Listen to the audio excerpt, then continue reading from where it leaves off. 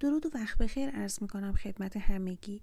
امروز هم اومدم خدمتتون با آموزش یکی دیگه از واژه‌های بسیار کاربردی برای سطح زبان C1 و C2. البته یادگیریش برای سطوح پایین‌تر خالی از لطف نیست. با من همراه باشید. انولیغن. این فعل در واقع معناهای مختلف داره که من در این برنامه بهش اشاره میکنم. معنای اول لغو کردن بلیط، سفر یا رزرو. در این حالت میتونه هم معنی فعلی مثل شتونیغن باشه.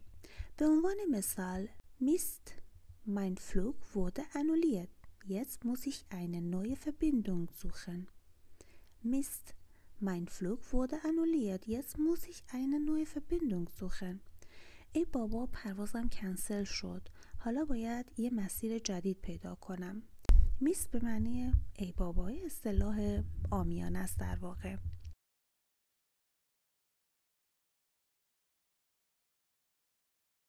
Ich habe das Hotelzimmer storniert, also wurde die Buchung automatisch annulliert. رزرو هتل رو کنسل کردم، پس رزرو به صورت خودکار لغو شد.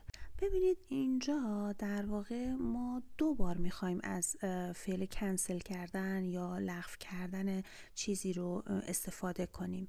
برای همین خوبه که هم معنی ها رو بلد باشین، چون از تکرار یک واژه در جمله جلوگیری میکنیم.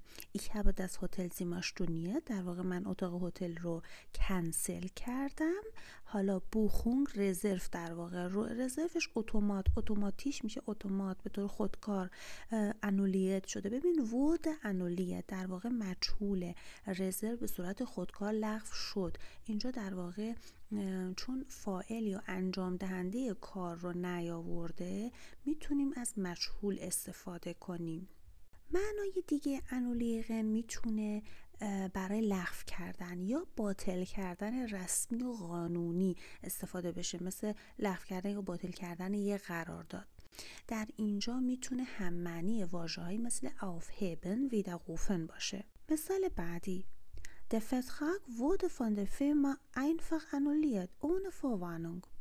Der Vertrag wurde von der Firma einfach annulliert, ohne Vorwarnung. شرکت قرارداد رو یهو لغو کرد بدون هیچ هشداری. ohne Vorwarnung یعنی بدون هیچ پیش هشداری، بدون هیچ هشدار قبلی. به جمله اول دقت کنید. در واقع وود انولیت به صورت مجهول اومده چون فاعل مشخصا در ابتدای جمله قرار نگرفته. Der Vertrag wurde annulliert، قرارداد لغو شد. اما میخوایم مشخصا اشاره کنیم که توسط چی یا توسط کی لغو شده، میتونیم فاعل رو در وسط جمله با فون بیاریم. وقتی فون میاد در واقع اسم باید به صورت یا همون فاعل منظور منه به صورت داتیو بیاد. دی فیرما تبدیل به د فیرما میشه، فون د فیرما. پس میتونیم معنی بکنیم که شرکت قرارداد رو لغو کرد، یا میتونیم بگیم که قرارداد توسط شرکت لغو شد. اما مثال بعدی Ich hoffe, dass Sie das Abo noch annullieren können, bevor die nächste Zahlung abgebucht wird.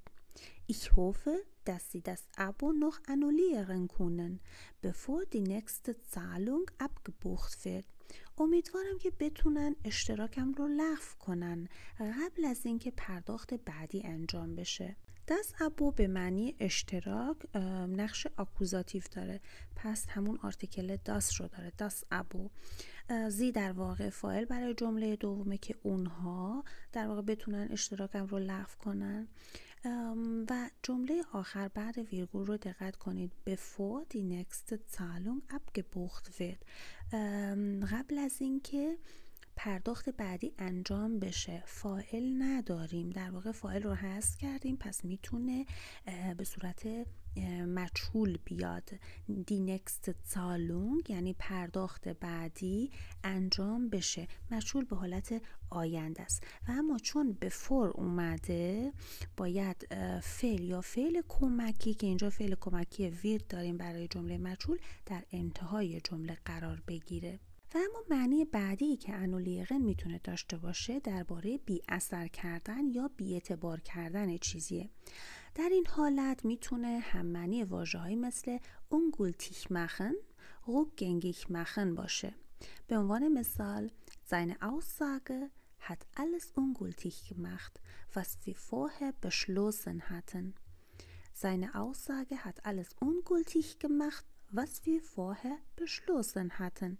حرفش همین چیزایی که قبلا تصمیم گرفته بودیم رو بی تأثیر کرد، در واقع بی اعتبار کرد. seine Aussage به معنی حرفش، beschlossen اینجا فعلش به معنی تصمیم گرفتن.